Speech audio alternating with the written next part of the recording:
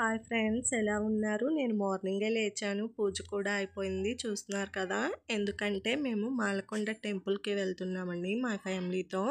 పిల్లలు కార్లో వాళ్ళ డాడీ ఫోన్ తీసుకొని ఆడుకుంటున్నారు చక్కగా. ఇదేనండి మాలకొండ టెంపుల్. ఇది ఒంగోలు దగ్గర ఉంటుంది. సాటర్డే రోజు ఉంటుంది. చాలా రష్గా ఉందండి. నిన్న మా పిల్లలు అయితే ఒకటే అల్లరి, ఎప్పుడు వెళ్దాం ఇంటికి అని.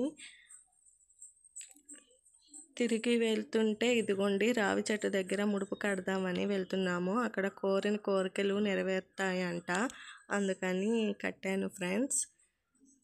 కోతులు కూడా ఈ టెంపుల్లో చాలా ఎక్కువ, చూస్తున్నారు కదా.